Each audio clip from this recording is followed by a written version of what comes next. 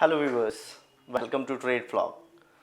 This is your host Vipin Kumar, and today we have a very special guest with us. So every company has that one person who keeps the engine running quietly.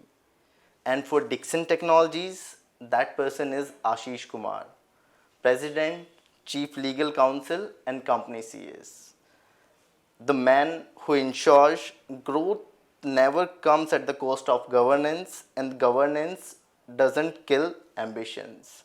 And this conversation we will discuss with him the details and the know-how behind the scenes, how a company scales, how a legal brain works, and how he manages to look calm despite all these burdens.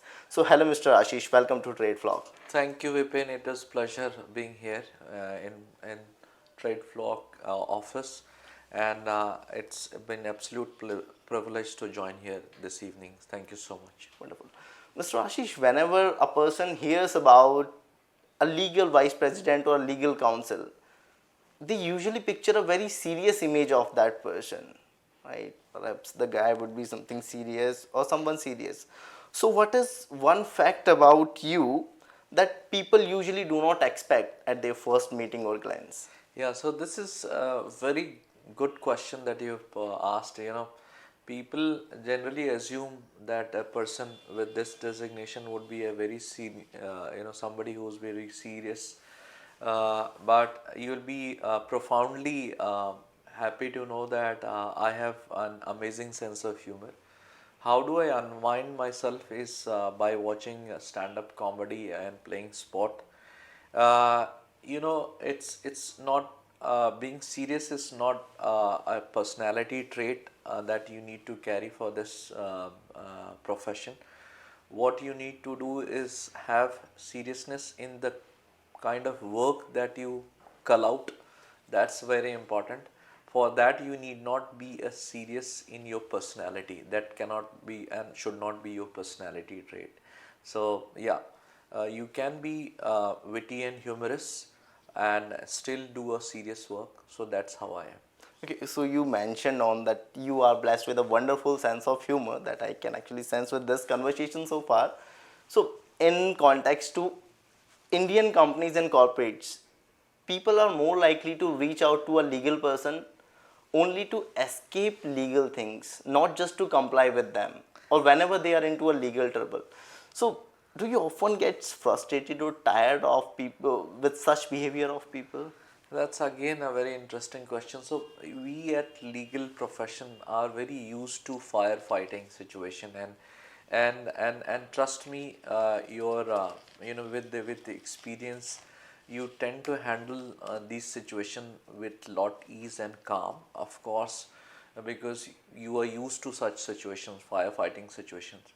Only thing one wishes is that people should not be reaching when there is fire all out. Rather, what one can do and what we expect and generally tell peoples and colleagues is that, why don't you preempt before a fire is out there and is a complete chaos. Rather than having that situation, if one can preempt, and that's how the great organization do, and same is the culture in our organization, is what you do is you do a risk assessment of things, and that's how you can preempt those situations, those firefighting situations. So great organization definitely have a robust internal mechanism of identifying the risk before it becomes an actual risk, and then you work towards a mitigation plan, and that's how you control such situations. But of course, being in this profession, some of the other things are always there which lands up on your table at the last minute, but then those things can only be dealt with a lot of calm and pause, rather than having any knee jerks reactions to it. Yeah. Mr. Ashish, what do you think is the other side of a legal profession that people often never see? Yeah, so people do not see the other side of a human. That of course, through this calmness that you see, or somebody treats it as a very white collar, pristine job, but at the same time beneath it is a lot of internal chess and turbulence that goes through, in the sense that there are various kinds of feeling that one goes through. But of course, as Mr. Mahendra Singh Dhoni once rightly pointed out, that people always see the results and they say that you are Captain Cool, but nobody sees that how many of his hairs have become gray when he was still young. So, as a legal profession, people only tend to see your other side if you are a successful legal professional, that you bring in that calmness, the kind of gravitas that is required with this profession. But of course, there is a lot which goes inside, and that's not visible to the people, right? Great, I agree. But alongside this, I believe that nobody becomes a good leader in one go, right? Leadership is an evolving journey, is a continuing process. So can you please recall any major mistakes that you committed in your 20s or 30s that every aspiring leader, emerging leader should avoid? That's again a very interesting question. So, what you do when you are very young, and when you come with a certain pedigree of knowledge, and you out with a good college with a great percentile, what you tend to feel is that you become somebody who's kind of more portraying himself that you know everything. However, the truth is, over a period of time, one change that I have done is it's all about execution, about the calmness that you have in. It's not about you being on the spotlight. It's about you taking the back seat, understanding the situation, and doing the right things. So that's the one thing, because when you're young, you you think that you are a go-getter, you can do everything and you know everything. But that has to change, because you have to become curious, and only when you are curious is when you grow in life and when you understand. So for any young budding professional, I would say that please be more curious about things. You should always say why, and you should be able to grasp. You should be a patient listener. 99% of your job would be done if you are a good listener. So I would say become curious rather than having an attitude that I know everything. Even though you may be pass out from a Harvard or Yale or some many prestigious universities, Ivy League, but still there are a lot to learn. Practical knowledge is very different from what you have done in your colleges, what you have learned in your law schools. It's very different, and only when you have the curiosity in yourself, that you're bound to grow, and once you have that, you will grow leaps and bounds. And that's when I realized early, sooner rather than later, and that's how it transformed my career. So as companies have already started welcoming a very, a very different generation of workforce that we call Gen Zs. They started getting onto workplaces, and over then the HRs and the company heads have not found the way to get over them. So based on your understanding, since you have already worked with different generations of people, what are the two best things that Gen Z generation will bring and teach to their younger generation or elder generation? So you want me to say that what Gen Z can set an example for their next generation is you're talking, Yeah, right? correct. Two things. One, of course, their honesty. They're dry honest. They are not shy away from pointing out even whosoever you are. They don't care. They care a hood, and they can be point blank, to the extent that sometimes it may sound rude. But honesty is one thing which always, somewhere it's on the edge of rudeness and bluntness, which is in corporate world you have to be little sophisticated. But what I like is their honesty. That's one That's point one. The second thing is they are extremely bright talent and bright mind because they have been exposed to many things which previous generation was exposed at a latter stage, and with technology coming in, and they adapt technology very fast. So two things is, one is their honesty, then their adaptability and smartness and adoption of technology. So two things that they can pass definitely to the next generation. Wonderful. And Mr. Ashish, you have spent decades shaping the legal policies of some big corporations and specifically Dixon Technologies, the manufacturing. So specifically in India, we are celebrating as India is on its way to becoming a global manufacturing hub, and we are celebrating it like crazy, specifically with Make in India movements and many else. But you being someone who has been an insider into this industry and has spent decades, what do you think we are missing? So I will first come, from outside. It looks very glamorous that we are growing exponentially from leaps and bounds. But what is key to this whole journey is execution. Our ability to execute things with great agility and nimbleness intact, because it's a gruesome business, manufacturing. So you have to be extremely agile, you have to be nimble about it, and execution is the key because it requires highest level of quality. You're competing the best of the world when it comes to manufacturing of electronics.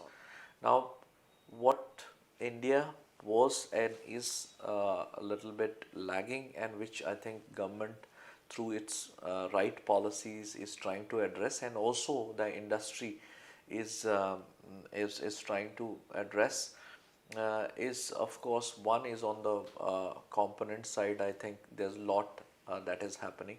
The other key thing where we would like and we really missing, and where academia needs to step up, is the level of education that is happening in our colleges, mainly if I talk the engineering colleges.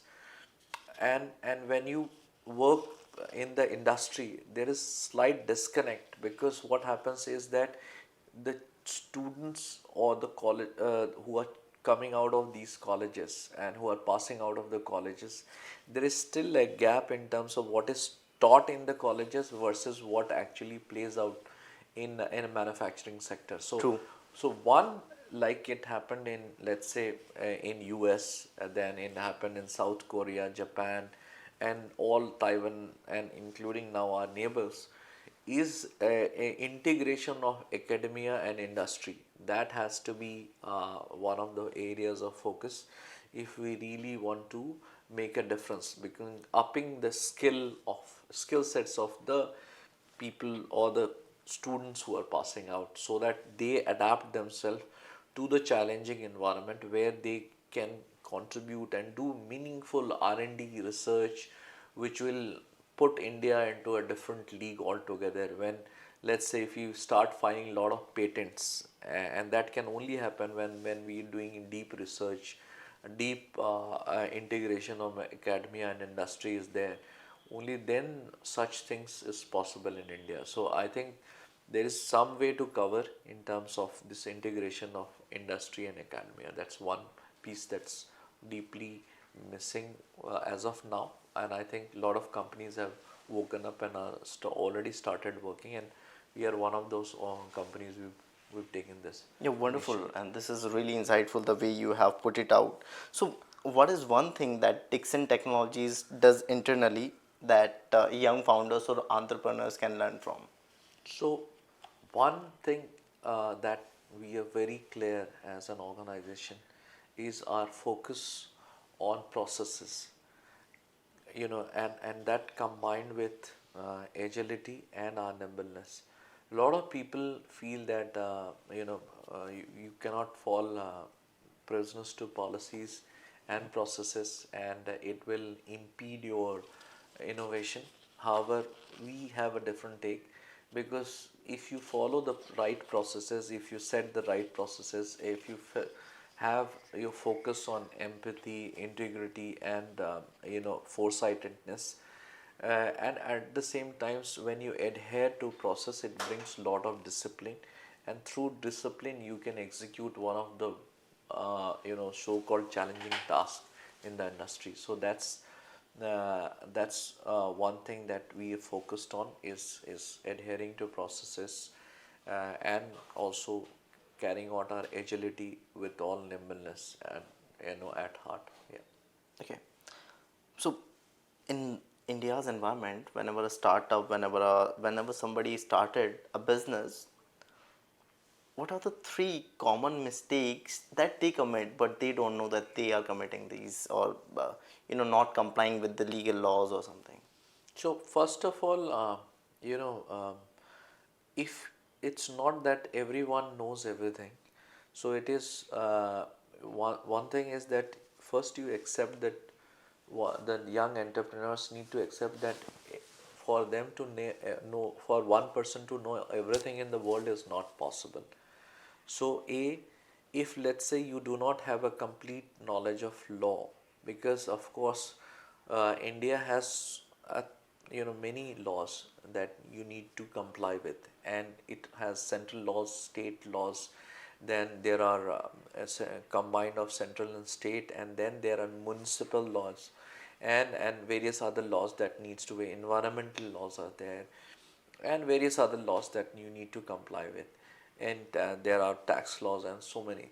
So what you need to do is, there are professional set of people who are there to help you and guide you in proper, because right foundation has to be led from day one, and right culture has to be shown from day one. So one is you should get a professional help wherever required.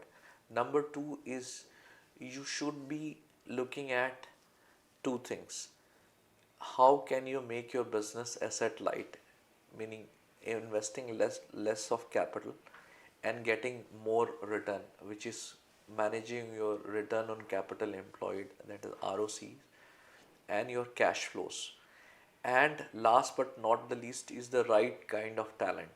I would say you should look at and scout for efficient and intelligent people to support your growth. Rather than quantity, you can go for quality. I mean that is how it works. So if three things: one is getting the right help where you are lacking.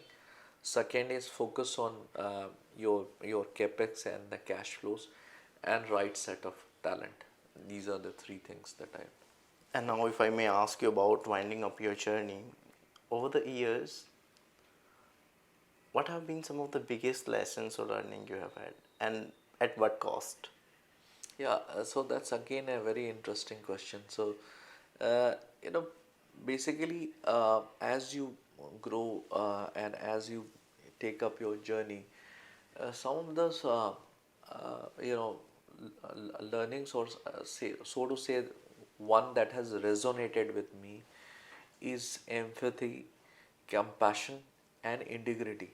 Because unless you are empathetic, to your people, to the organization that you work, or the society that you work, you will not be able to connect with your subordinates, or let's say people, because it's not about giving motivational speech.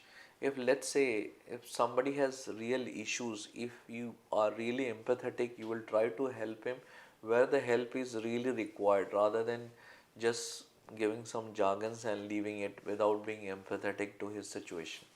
So that's one. Point number two is integrity is something that is very high on the radar, because if you person of impeccable integrity, only then you will be able to carry forward the torch for a sustainable for creating a sustainable environment, right?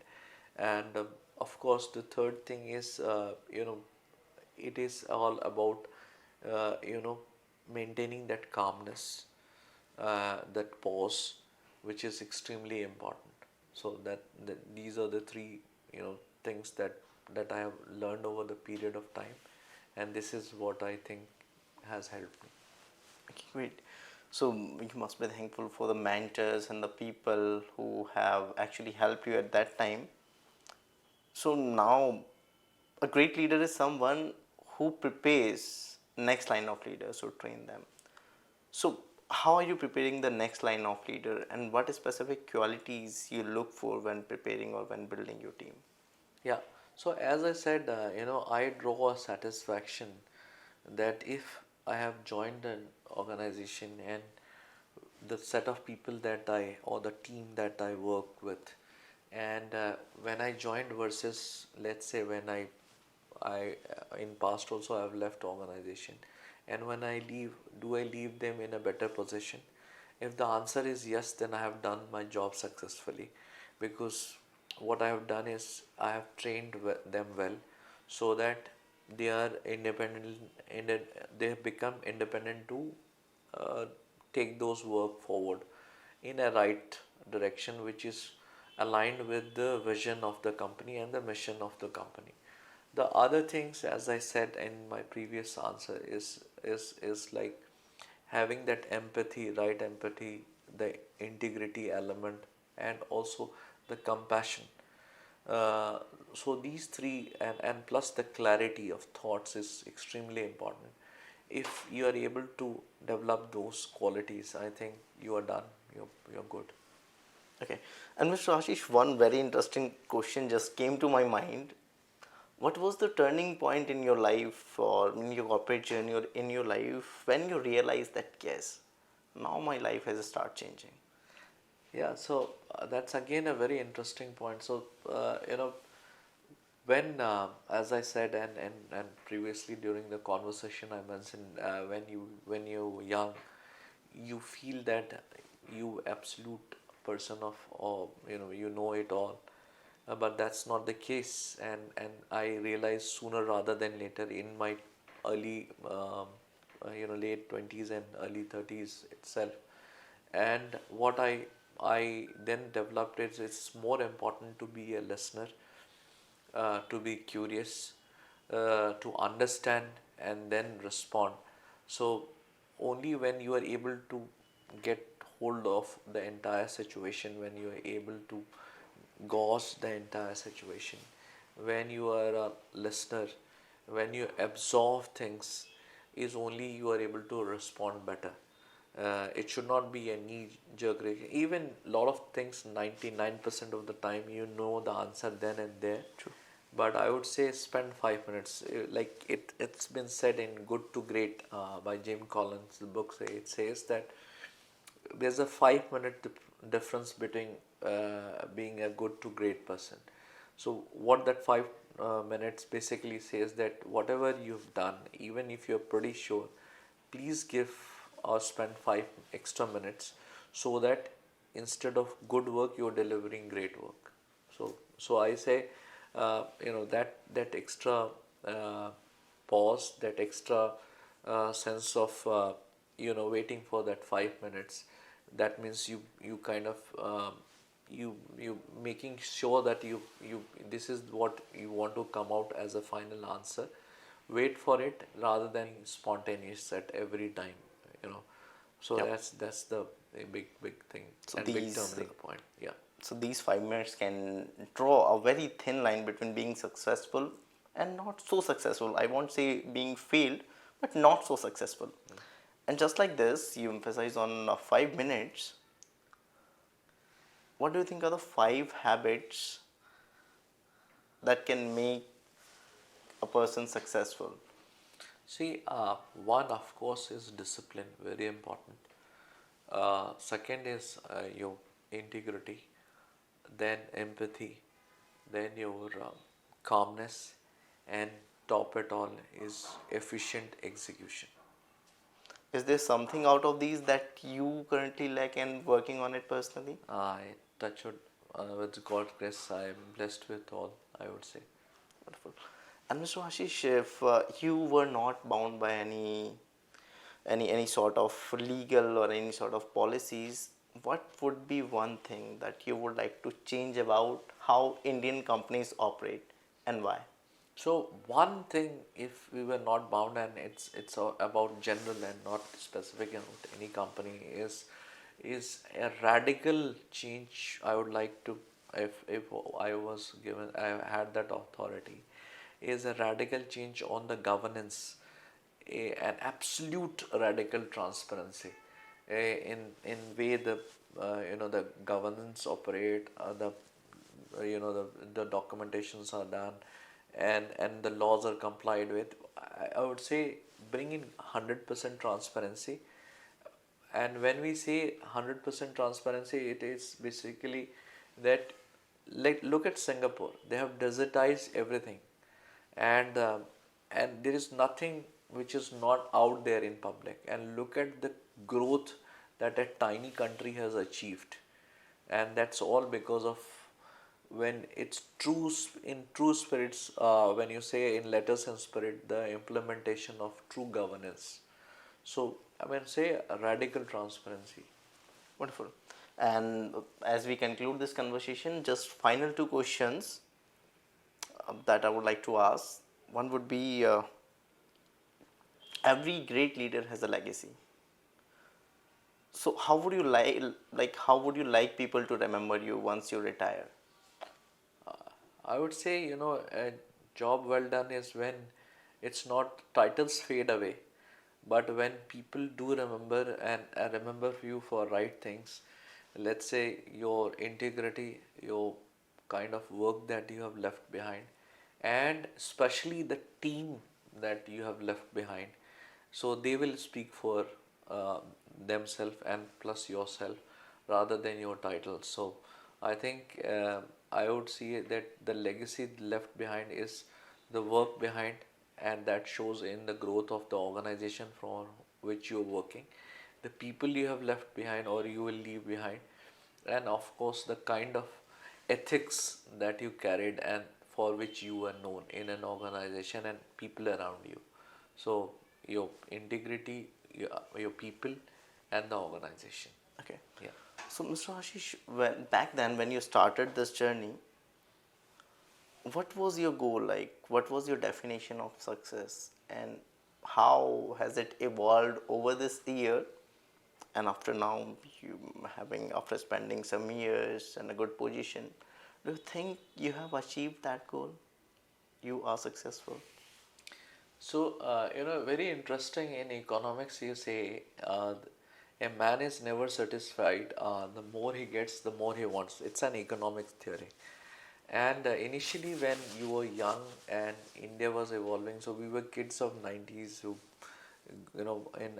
in early 2000 we started our career, and when you started, we were fascinated and fixated, with the X amount of package and all that.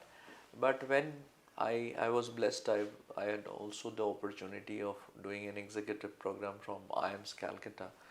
And therein, a professor, very learned, he mentioned that, it's not about really the numbers of what you earn.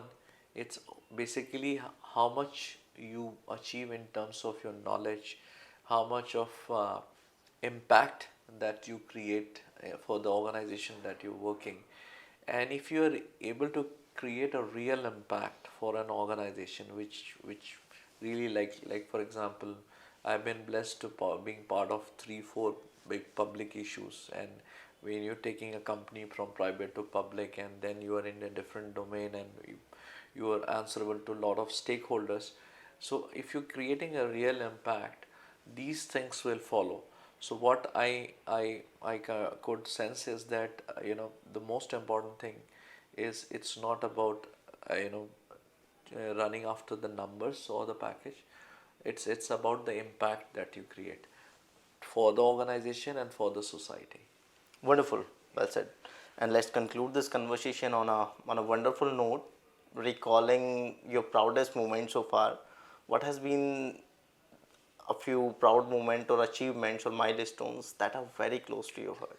Yeah, so I'll not name the organization. Some of my proudest moment has been, of course, the listing of successful listing of the 3 4 organization that I have been part of, and have been closely associated, and they were amazing listing, and that's great place with right set of people and right management. So I think yeah, this has been the greatest success moment, that those successful listing and the returns, and also the shareholders and all stakeholders creating wealth for themselves.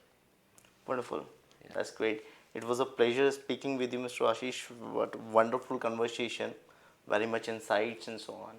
Thank you so much, Vipin. It was indeed a pleasure interacting with you, and thank you for this opportunity. Thank you once again.